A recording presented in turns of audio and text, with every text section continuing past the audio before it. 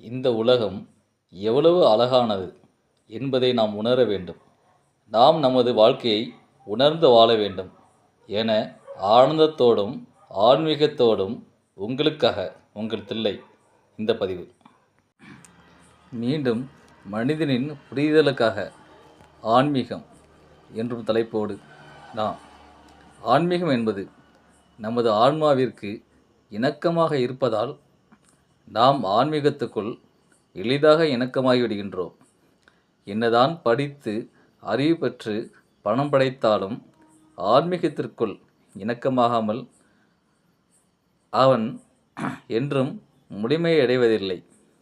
அறிவு படைத்தோர் என்னதான் ஆக்கமும் ஊக்கமும் அறிவினையாய் உரைத்தாலும் இன்னல் வரும் நேரத்தில் இறைவனை நினைக்காமல் விடுவதில்லை.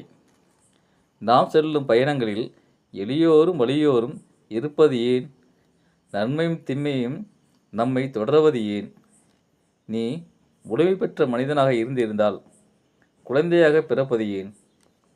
கடவுள் இல்லை என்று சொல்லிவிட்டு நம்பிக்கையுள்ள மனிதனின் நம்பிக்கையில் நாட்டமில்லா உன் மனது நாடி செல்வது ஏன்?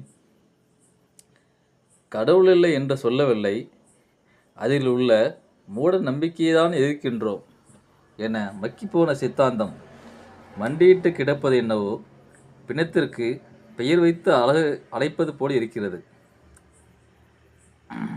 உடன் நம்பிக்கையை எதிர்க்கவில்லை என மக்கிப்போன சித்தாந்தம் மண்டியிட்டு கிடப்பது என்னவோ பிணத்திற்கு பெயர் வைத்து அழைப்பது போல் இருக்கின்றது. மயானமாய் காட்சி தந்த மயானங்கள் இன்று ஆரவாரத்தில் ஆர்ப்பரித்து கிடைக்கின்றது. மயானம் என்பது அமைதி காப்பதும், ஆன்மீகம் என்பது உடல் இயக்கத்திற்கு ஓர் உறவை ஏற்படுத்தி கொள்வது என்பதுமாக பொருள். உதாரணமாக, உனக்கும் மண்ணிற்கும் என்ன தொடர்பு? உனக்கும் இந்த மண்ணிற்கும் என்ன தொடர்பு? உனக்கும் இந்த சூரியனுக்கும் என்ன தொடர்பு? அந்த தொடர்பை நீ மனிதனாக அறிவதற்காகத்தான் ஆன்மீகம் என்று பெயர். நாம் உண்கின்ற உணவு செரிக்கின்றது. செரிக்காமல் இருந்தால் மீண்டும் பசிக்காமல் இருக்குமோ என ஏற்றுக்கொள்ள முடியுமா? தூரத்தில் இருக்கும் ஒருவனை துரத்தி சென்று தொட்டு அழைப்பது எளிதா? அவனுக்கு ஓர் பெயர் வைத்து அழைப்பது எளிதா? அவனுக்கு வைத்த பெயர் அவனிடம் உறவாக நட்பாக பழகி கொள்வதானே. வசித்த வயிறுதான் செரிப்பதற்கு தயாராகின்றது.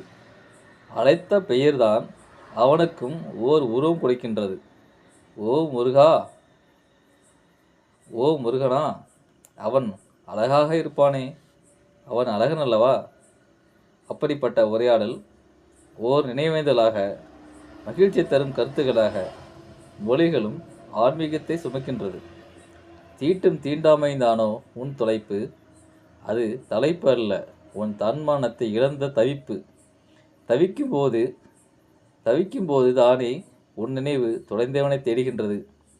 தேடுதல் தானே உன்னை உயர்ந்தவனாக உயர்த்துகின்றது. தேடுவது உனக்காக மட்டுமல்ல, உனக்காக தேடுபவனை அல்ல. தேடுவது உனக்காக மட்டுமே, உனக்காக தேடுபவனே அல்ல. இன்று உனக்காக தேடுபவன் உன் அறியாமையை அறிந்து கொள்கின்றான். உன்னை அடக்கி ஆள்வதற்கும் துணிந்து விடுகின்றான். நாளை ஒரு நாள் நீ அவனுக்கு அடிமையாக கூடும். அது நீ அவனுக்கு கொடுக்கும் பாதையாக மாறுகிறது. எனவே உனக்காக தேடு, உனக்குள்ளே தேடு, உறுதியாய் தேடு, உயிரும் வரை தேடு. நீ தேடுவதை உன்னை தொடரும்படி தேடு. அதுதான் ஆன்மீகம். ஆன்மீகம் இறையை உணர்தல் மட்டுமல்ல, உனக்குள் இருக்கும் இறையை, அதாவது பசியை அறிதலும் ஆகும். இறைவன் என்பது தனியாக யாருமில்லை. இறைவன் என்பது தனியாக யாருமில்லை, நீதானே என்பது உணர்ந்து கொள்வதே ஆன்மீகம். இறையின் நிறையே இறையாகிறது, இறையின் நிறைவே இறையாகிறது என்பதை அறியவே அறிவாகிறது. எந்த உருவகத்தில் நினைத்தாலும் அழகாகிறது. உணர்வே அந்த நேரம் புதியதாகிறது. புதியதும் உன் கண்களுக்கு புலனாகிறது. புலன்களும் புரிதல்களின் மகிழ்வாகிறது. மகிழ்வதும் பறந்து இனிதாகின்றது. இனிதானதும் இணைந்து உடனாகிறது. உடனானதும் உதயமாகி உனக்காகிறது. உனக்கானது உள்ளமாகி உலகமாகிறது. உலகமெல்லாம் உன் உள்ளத்தில் நலமாக ஆன்மீகம் வளரட்டும். நாம் அறிந்த வாழ்வோடு நலமாக. என்றும் உங்கள் அன்பு தில்லை. வணக்கம்.